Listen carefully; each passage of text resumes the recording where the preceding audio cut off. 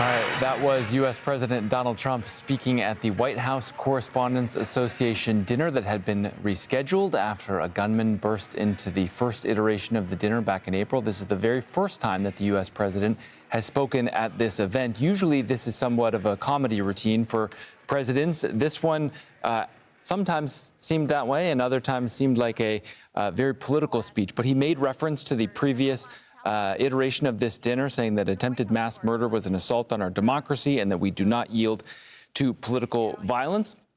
And he also was quite complimentary at the end there toward the press, saying that he has tremendous respect for the people in this room, a lot of respect for the president.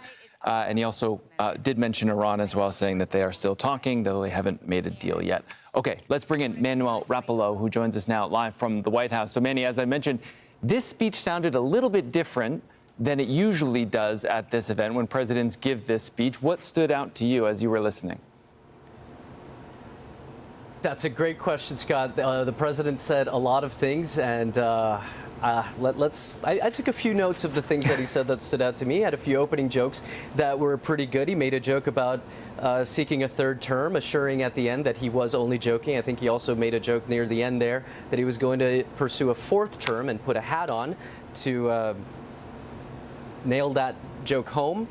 He praised law enforcement for their efforts to secure the event during the following the last White House Correspondents Dinner, where there was that attempted assassination against President Trump. I will say, you know, I'm feeling a little bit of deja vu. I was working the late shift back in April during the first interrupted White House Correspondents Dinner. This is the second time now this year that I have not been invited to this event. I'm not saying that I'm upset about it, but it is late at the White House. It is quiet over here. It's quite obvious that everybody is at the party.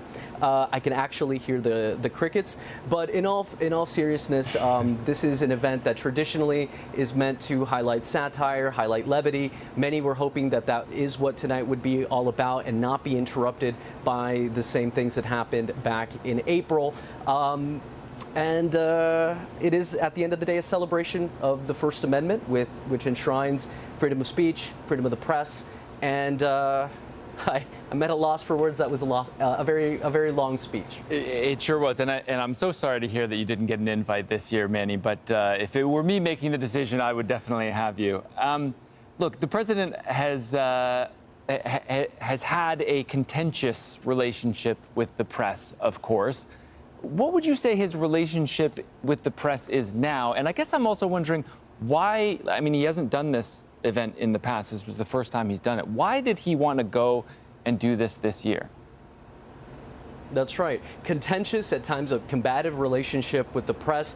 For years, President Trump skipped the White House Correspondents' Dinner altogether. He did so during the course of his first administration. As you mentioned, this is the first time that he is actually not attending the event as president, because he had attended White House Correspondents' Dinner before as an invitee.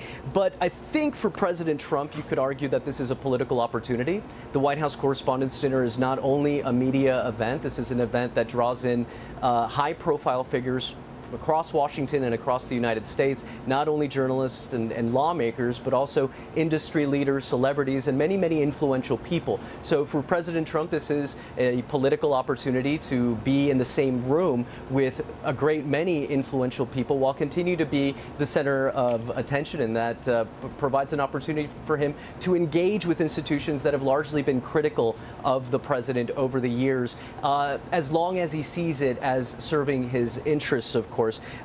You might also argue that this is part of the new Trump 2.0, Trump in his second term, who is more likely to engage with critics than he was in the past, again, if it serves his political interests.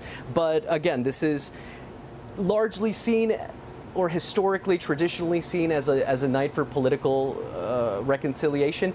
Was tonight a night for political reconciliation? Was tonight a night that would be an opportunity for President Trump to bash the press?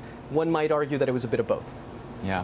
All right. Al Jazeera's Manny Rapallo for us there at the White House. Manny, we will let you shuffle off to those Correspondents Association dinner after parties. Manny, thanks.